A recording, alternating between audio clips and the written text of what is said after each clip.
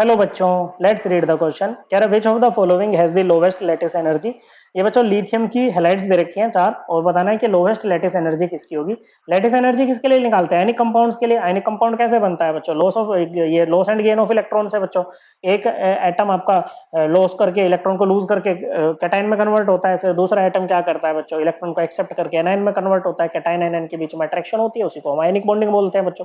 अब lattice energy क्या होती है बच्चों? लैटिस एनर्जी होती है, सपोज करो आपका एक मोल आयनिक कंपाउंड बना है सॉलिड स्टेट में। ओके बच्चों, और कहां से बने बच्चों? अपने कॉन्स्टिट्यूएंट आयन से बने। और कॉन्स्टिट्यूएंट आयन किसमें हो? मान लो यूनिपॉजिटिव कैटायन है और यूनिपॉजिटिव एनायन है हमारे पास में। और ये कॉन्स्टिट्यूएंट आयंस भी किसमें हो? किसमें हो? गैसियस फॉर्म में हो। ओके बच्चों, तो इस यहाँ पर इस प्रोसेस में जो एनर्जी रिलीज होती है ना, उसी को बोलते हैं बच्चों लैटिस एनर्जी। ओके बच्चों, it is the energy evolved when one mole of a solid ionic compound is formed from its constituent ions in gaseous state।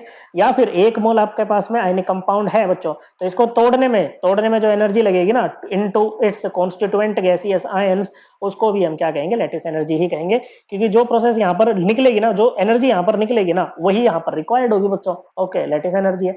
अब जो लैटिस एनर्जी होती है बच्चों, ओके भाई देखो, इनके बीच में जितनी ज्यादा अट्रैक्शन होगी उतनी ज्यादा एनर्जी रिलीज होगी बच्चों। तो ये डायरेक्टली प्रोपोर्शनल होती है चार्ज ऑफ आयंस के। ओके, आयंस में जितना ज्यादा चार्ज होगा ना, ये उतनी ही ज्यादा होगी बच्चों। अब देखो सभी में लिथियम है। ओके बच्चों, लिथियम में लिथियम की वैलेंस शेल कॉन्फ़िगरेशन क्या होती है बच्चों? ये होती है 1s2 2s1। ओके बच्चों, तो ये एक इलेक्ट्रॉन लूज करके लिथियम प्लस बनाएगा बच्चों। ओके, तो ये हो जाएगा 1s2। ओके भाई, nearest noble gas configuration acquire कर ली इसने हीलियम की। बाकी सारे हेलोजन्स है, मान लो एक्स से रिप्रेजेंट कर रहे हैं, और इनकी वैलेंस शेल कॉन्फ़िगरेशन होती है ns2np5। 7 इलेक्ट्रॉन होते हैं वैलेंस शेल में, x माइनस बनाएंगे एक इलेक्ट्रॉन को ये एक्सेप्ट करके नियरेस्ट नोबल गैस कॉन्फ़िगरेशन को एक्वायर कर लेंगे बच्चों। तो सभी में क्या है बच्चों? कैटायन के ऊपर यूनिपॉजिटिव चार्ज है बच्चों। ओके, और एनायन के ऊपर यूनि नेगेटिव चार्ज है। मतलब यूनिपॉजिटिव मतलब एक यूनिट का पॉजिटिव चार्ज, यूनि नेगेटिव का मतलब है एक यूनिट का नेगेटिव चार्ज। तो चार्ज तो सभी में सेम है, चार्ज से हम नहीं कर पाएंगे बच्चों। दूसरा, इनके बीच में बच्चों जो इंटरन्यूक्लियर डिस्टेंस है, वो जितना ज्यादा होगा ना बच्चों, लैटिस एनर्जी उतनी कम होगी, क्योंकि उतनी कम अट्रैक्शन हो पाएगी। सपोज करो कैटायन का रेडियस है r प्लस और एनायन का रेडियस है r माइनस। इंटरन्यूक्लियर डिस्टेंस क्या होगा बच्चों? दोनों रेडियस का सम। ओके बच्चों, तो लैटिस एनर्जी क्या होगी बच्चों? इनवर्सली प्रोपोर्शनल हो जाएगी r plus plus r minus के बच्चों।